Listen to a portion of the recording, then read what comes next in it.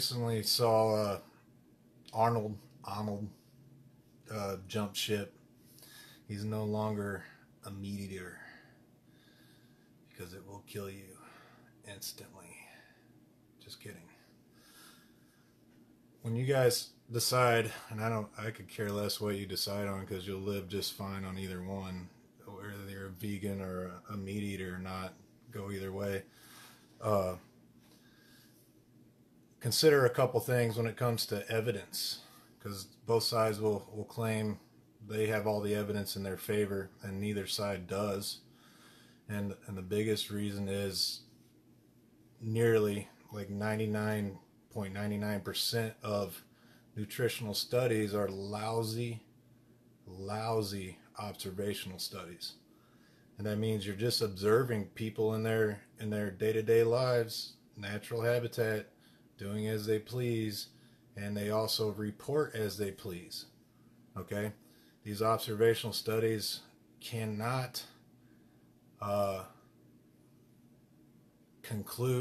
cannot determine a bias at all. Not even close. So if you're trying to prove red meat is bad for you through observational studies, you're a terrible scientist. You're horrible. Okay, so for example, there's strong connection between processed carbohydrates and heart disease and diabetes. Okay, so people against red meat are trying to say it causes, no study has ever proven that it causes. There's weak connections here and there, which are very trivial, but no study has ever proven that red meat causes heart disease and diabetes. But there's a lot of good evidence that processed carbohydrates causes heart disease and diabetes. So which one is it? Well, in order to find out which one it is, you have to do a double-blind controlled study where you remove all the variables and you test one variable. All right, this group is only allowed to eat meats for the next 20 years. And this group is only allowed to eat processed carbohydrates for the next 20 years. Let's find out what happens. You can immediately see why those studies haven't been done. They're illegal. Okay? That's the only way you can prove something. Prove any causation. Get any close to it. So before you jump on the Arnold bandwagon, here's one thing I would always, just some little bit of wisdom, I guess. I would always chase the money first. When people jump ship, when they're promoting something, it's like, is there anything to be gained here? Why would Arnold switch from promoting meat, which he did? He ate red meat by the bucket loads. And according to these people who are against red meat, Arnold should be dead. Should be dead. Because red meat's so bad for you. He should have had skyrocketing cholesterol and had a heart attack and died by now. But what did he do instead? He won like 9 Mr. Olympias. Arguably one of the most in shape dudes you'd know in history. Okay, so he built a career where one of the foundations was red meat. So how bad is it? So when somebody's promoting red meat over veganism or a training style versus another training style or anything like that, first look at the evidence. If it's inconclusive, then the next step is your own experience. Okay, I've examined all the evidence. I've looked at all the studies.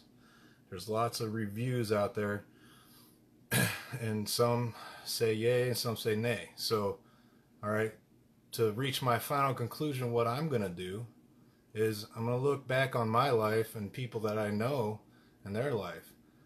I have not found, and I've coached a lot of people and I've seen a lot of blood work, my own, my parents, family and friends. I have not found any connection between meat eaters and high cholesterol. Okay? But constantly see high cholesterol and processed carbohydrates. So based on the evidence I see with processed carbohydrates plus my experiences, I'm going to nix processed carbohydrates. I have not experienced, haven't seen it when it comes to red meat.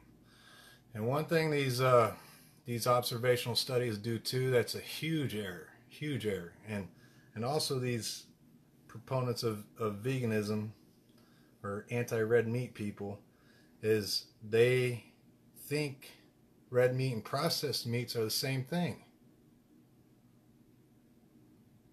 They're not. Okay? A hot dog is not a steak. Steak is extremely healthy for you. The nutrient list is way longer from a steak than any vegetable you can eat. Okay? And you can get some nutrients, like I think one of the vitamin B's, also creatine and carnosine, that you can get from red meat that you can't get from vegetables. Okay? Vegetarians have to supplement. They have to take supplements, which are always secondary to real food. You don't want to take supplement unless you have to, unless you have some type of disease or defect or allergy. You don't want to take a supplement. You want to eat the real thing. Okay, so if you're eating meats and veggies, no supplements required.